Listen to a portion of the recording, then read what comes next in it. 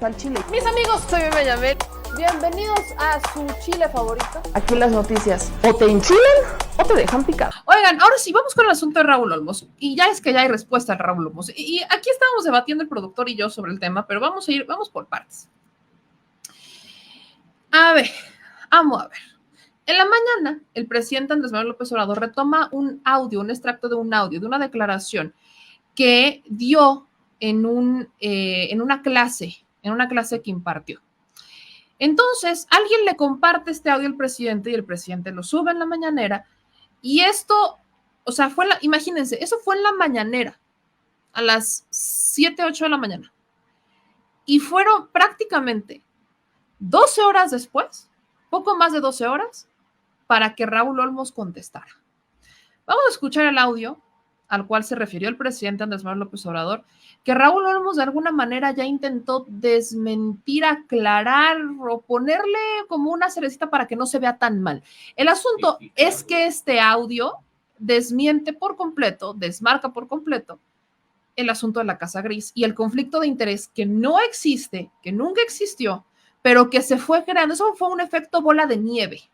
Fue un efecto bola de nieve que empezó a hacerse grande y que eventualmente no pudieron controlar.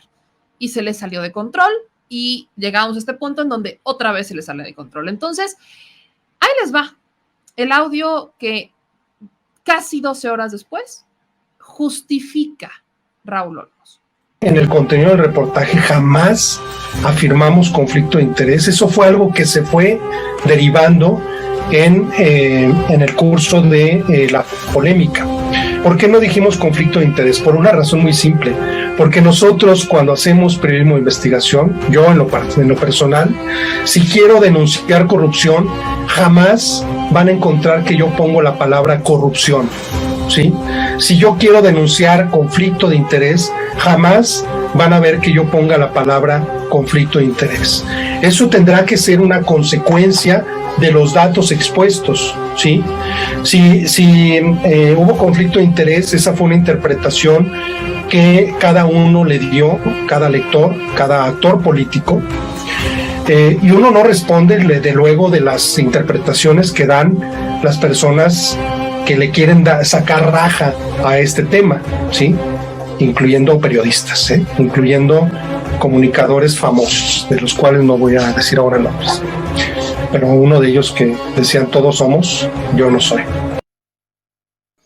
O sea, ahí Raúl Olmos está diciendo claramente, no todos somos Loret. O sea, esto que dice Raúl Olmos es, si yo voy a denunciar conflicto de interés, pues se tendrá que comprobar conforme a los datos duros que yo exprese dentro del documento, dentro de la pieza periodística. Pero hay muchos que se están colgando de esto, incluyendo, no menciona el nombre, pero dice Loret de Mola, ¿no? Raúl Olmos yo también lo tenía considerado como un buen periodista, porque ha tenido muy buenas piezas periodísticas, Raúl Olmos. Pero ahí les va, antes de que emitamos cualquier comentario, el hilo que publicó a las 8:40, o sea, prácticamente 12 horas después de que estalla este audio, publica esto. Y dice Raúl Olmos: ha circulado en redes un audio referente al reportaje de la Casa Gris, del cual soy coautor, sobre el que debo precisar. Abro hilo.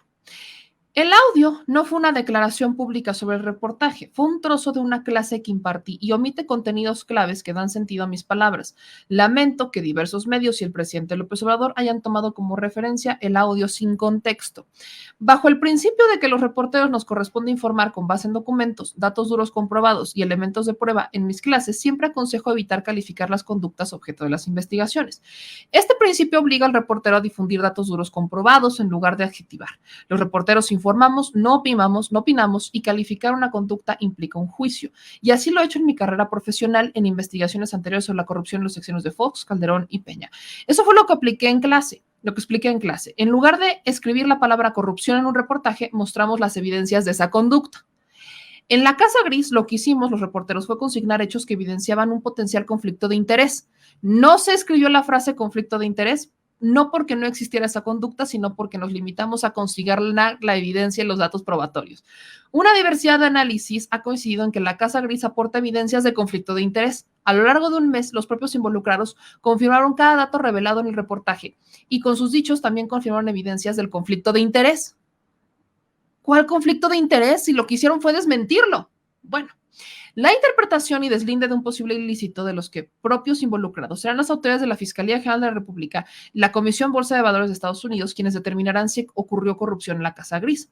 Refrendo cada palabra del reportaje. Hay evidencia del conflicto de interés, al quedar plenamente probado que el hijo del presidente ocupó durante un año una casa en Houston, que era propiedad de quien en ese momento era alto ejecutivo de una empresa contratista del gobierno.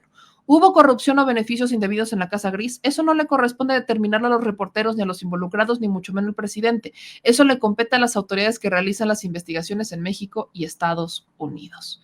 O sea, escuche usted esto. Voy a volver a poner el audio. Voy a volver a poner el audio porque obviamente lo que yo estoy viendo es una justificación como de yo. En el audio claramente dice que cuando él va a hablar sobre un conflicto de interés, no va a poner es que existió un conflicto de interés, sino que va a entregar todo tipo de evidencias para que se investigue el caso, documentos. Eso lo dice en el audio.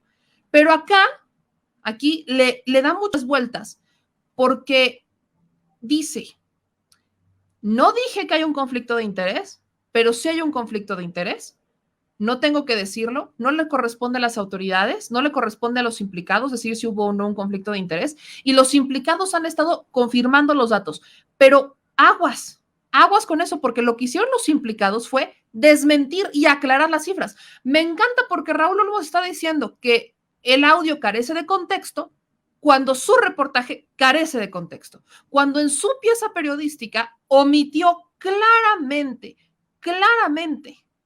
cifras, omitió claramente documentos que fueron integrando conforme les estalló la bomba, omitió que la casa era rentada, omitió la palabra rentada, dejando la interpretación de la ciudadanía si era o no rentada, si la ocuparon, la seguían ocupando o no, porque asumen que esta información llega a personas que entienden todo el contexto, cuando no existió contexto en esta pieza periodística.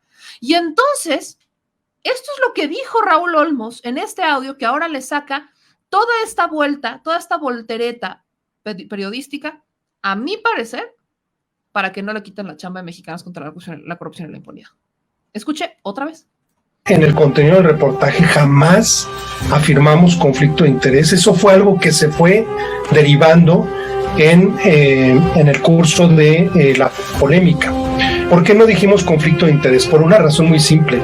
Porque nosotros cuando hacemos periodismo de investigación, yo en lo personal, si quiero denunciar corrupción, jamás van a encontrar que yo pongo la palabra corrupción, ¿sí? Si yo quiero denunciar conflicto de interés, jamás van a ver que yo ponga la palabra conflicto de interés. Eso tendrá que ser una consecuencia de los datos expuestos, ¿sí? Si hubo conflicto de interés, esa fue una interpretación que cada uno le dio, cada lector, cada actor político, y uno no responde de luego de las interpretaciones que dan las personas que le quieren sacar raja a este tema, ¿sí? Incluyendo periodistas, incluyendo comunicadores famosos, de los cuales no voy a decir ahora nombres, pero uno de ellos que decían todos somos, yo no soy. ¿Qué onda? ¿Qué onda con Raúl Olmos? Insisto, desde mi perspectiva, lo que está haciendo aquí Raúl Olmos es lavarle la cara a Mexicanos contra la corrupción y la impunidad para que no le quiten el trabajo. ¿Por qué? Porque cuando eres un periodista independiente te enfrentas a retos que tienen que ver con el financiamiento de tus piezas. Hacer investigación no es fácil y tampoco es barato, ¿eh? O sea, muchas personas creerían que es barato, no es así, porque tienes que recurrir a fuentes, tienes que hacer traslados, tienes que hacer a veces viajes, tienes que dar dinero para que te saquen algunas copias cuando mandas solicitudes de información y entonces te las responden y luego te las quieren dar en físico y tienes que pagarlas. Necesitas también contactos para que te ayuden a acceder a ciertos lugares. O sea, es una investigación, haces un peritaje prácticamente. Entonces, Entonces, requiere recursos. Y en una organización que tiene contactos y que tiene financiamiento y que tiene dinero, como Mexicanos contra la Corrupción y la Impunidad, es mucho más sencillo hacer ese trabajo a que se lo hiciera solo. Incluso hay que rescatar y hay que resaltar que hay muchos periodistas que han salido de Mexicanos contra la Corrupción y la Impunidad, a los cuales la propia institución se les ha ido encima, sobre todo mujeres se les ha ido encima. Recuerdo el caso de mi querida Laura Sánchez Leal, que le mando un abrazo muy grande, que ella trabajó y, de hecho, ella desclasifica el archivo de Colosio en Mexicanos contra la Corrupción y la Impunidad. Es un trabajo de años, costosísimo, en donde ellos ayudan con este financiamiento y ayudan con los contactos, pero ¿qué pasa? Ella se sale de Mexicanos contra la Corrupción y la Impunidad, hace ciertas denuncias, y entonces, ¿qué hizo Mexicanos? Bajó, eliminó todos los documentos del portal a donde se habían subido sobre esta desclasificación de los archivos de Colosio.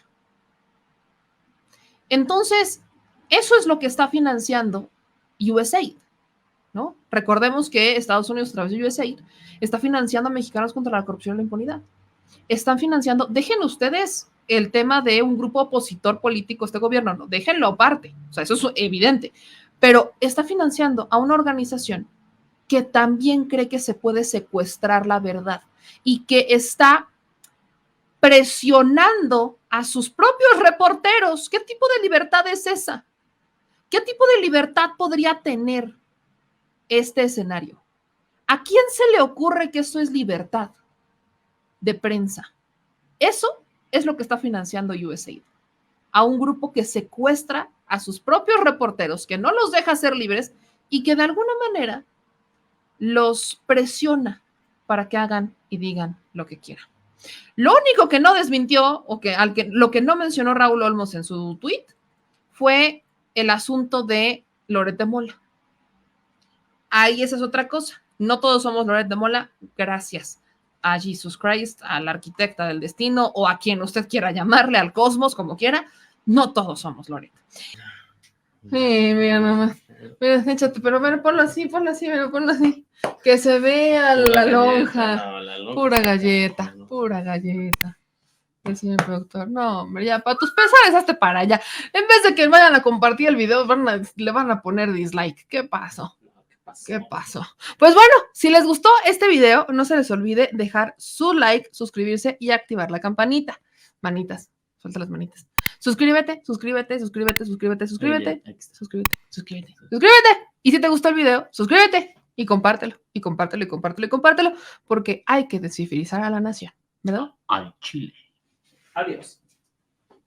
Discúlpenlo, tiene déficit de atención. Nos vemos.